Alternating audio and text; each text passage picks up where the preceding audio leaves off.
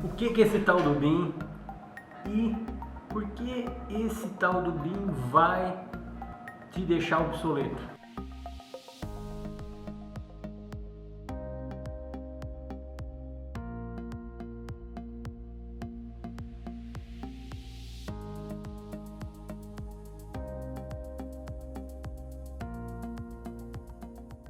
Bom, gente, sou o Adrian aqui da Quadro Arquitetura e quero passar algumas coisas importantes aqui para todo mundo que trabalha com projeto, tá, gente? Coisa super importante. E essas coisas não sou eu que estou falando, tá? É quase que o mundo inteiro está falando esse tipo de coisa. Não é só o Brasil, inclusive o Brasil já está dentro dessa. O que é o BIM? Né? Primeira coisa, vou passar para quem não conhece, quem não tem noção do que é.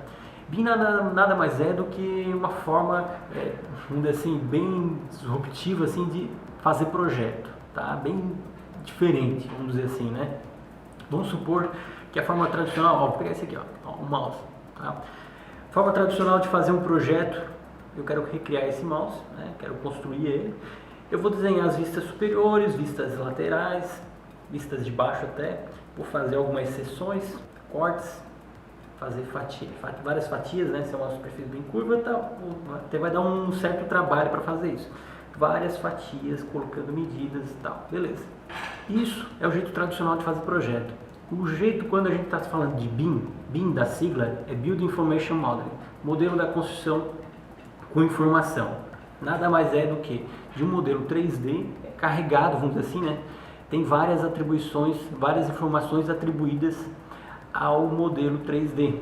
Então, no caso desse mouse aqui, esse rolo aqui tem um tipo de plástico específico. Eu vou ter né, se eu clicar ou se eu selecionar esse plástico dentro do modelo 3D em BIM, ele vai ter as informações do tipo do plástico, as informações de propriedades mecânicas do plástico, qual é a resistência dele, enfim, qual é a composição do material se for necessário, onde é que vai estar o fabricante, qual é o fornecedor desse rolo, essa outra superfície dos materiais, enfim, todas as partes desse modelo 3D vai estar agregado ao modelo em si, tá? Então ela está relacionada realmente ao que está modelado, cada informação. Basicamente é o seguinte, no método tradicional a gente teria que juntar todas essas partes no decorrer de uma obra. E todo mundo sabe que obra não é simples, né? Uma obra é bem complicada, é um processo longo. A gente não está trabalhando no chão de fábrica, que a gente consegue ter o controle, né, dos passos, do passo a passo. Então, numa construção civil, é bem complicado a gente saber exatamente se esse rolete aqui vai ser de tal marca, tal fornecedor. Às vezes a pessoa se confunde, o pessoal de compra acaba se confundindo, comprando um rolete errado, né, tentando colocar o rolete errado e às vezes não encaixa. Mas enfim, gente. Então, assim, ó. A gente tendo um modelo 3D que tem as informações agregadas nele, a gente depois vai começar, meio que um quebra-cabeça. A gente consegue tirar cada peça e catalogar isso. E compartilhar essa informação também. Compartilhar essas informações aqui com outros colegas. Como numa obra a gente tem arquiteto, engenheiros, né, envolvidos, cliente, fornecedores, pessoal que vai comprar as coisas, pessoal que vai planejar a obra. Então, vamos supor, numa obra em si, com o modelo em BIM, a gente consegue fazer essa simulação de como montar esse quebra-cabeça, né? Então, essa é realmente a diferença do modelo BIM de um jeito tradicional. A gente consegue depois pegar esse quebra-cabeça, que é uma obra, uma grande obra, ou esse mouse em si, né? Simular como é que a gente consegue fazer a melhor montagem, né? A melhor execução de obra, quantificar de forma muito precisa, tá? E lembrando, pessoal, o modelo 3D ou BIM não é nenhum bicho de 7 cabeças e também não faz milagre. As pessoas que geralmente é uma coisa que às vezes o pessoal até, para quem já conhece o BIM ou já ouviu falar, acha que é uma coisa milagrosa. Não é, é um processo que demanda, vamos dizer assim, conhecimento específico, mas também não é um bicho de 7 cabeças, gente, tá certo? Dá para iniciar a projetar em BIM sem ter um processo muito longo de implementação. Então, gente, eu vou te passar, na verdade, algumas informações que eu acho que vai explicar melhor do que eu, tá? e dizer o porquê que é tão importante a gente começar a trabalhar usando essa ferramenta BIM e usando esses processos e essa metodologia nova para fazer os projetos e as nossas obras. Bom, gente, esse é um mapa bem legal. Ele mostra aí o nível de maturidade dos governos em relação à exigência de projetos em BIM ou planejamento em BIM para as obras públicas.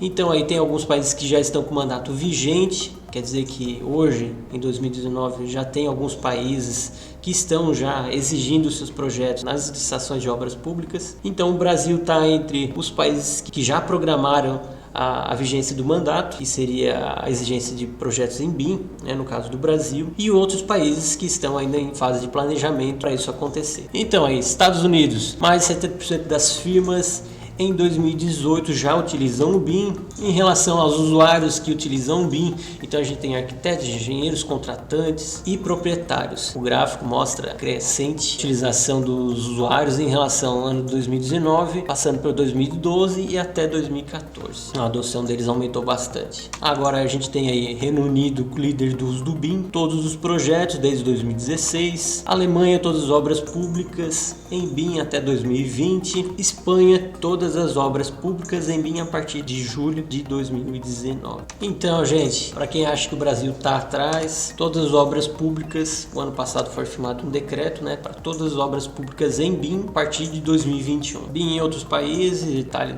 a partir de 2019, Escócia desde 2017, Noruega 2016, Hong Kong 2014 e Chile a partir de 2020. Então a gente tem algumas notícias em relação ao decreto que foi firmado, algumas licitações que já estão exigindo o uso do BIM, tá, gente? Isso aqui já está acontecendo. Então, gente, o que o governo está esperando de resultado em relação à implementação do BIM nesses próximos anos? Aumento da produtividade das empresas em 10%, isso já se falando nos primeiros anos de implementação, começando com 2018, na implementação do decreto.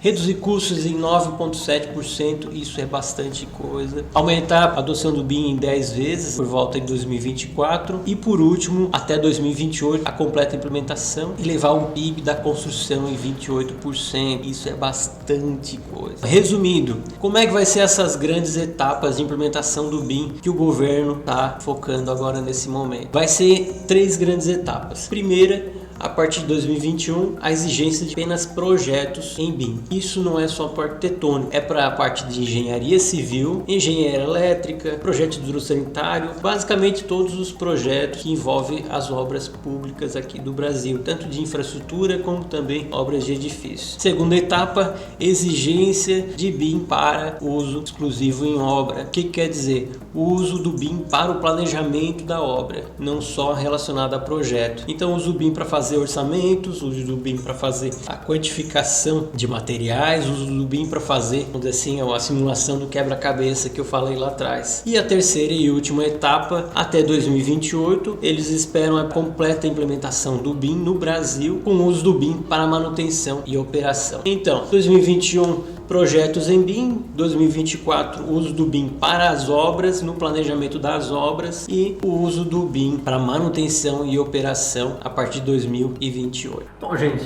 não somente o governo já está se adequando a essa metodologia. Grandes marcas estão fornecendo as bibliotecas digitais, todas na plataforma em BIM. Então hoje tem várias marcas brasileiras, como as bem conhecidas revestimento cerâmico, canalizações, como a Tigre é um exemplo, Eliane, Porto Belo, como Deca, Docol, Placo do Brasil, é internacional isso aí, Deca, Insepa, Tigre, Duratex, Lorenzetti, Cormad, Docol, Placo já falei, Docol já falei, Eliane, Sherwin Williams, não é brasileira, mas enfim, umas bem conhecidas aí que eu acho que o pessoal conhece, Brasilite, Celite, Hilt vem de parafuso, né? Mas enfim, tá, gente? Tem muita marca já se adequando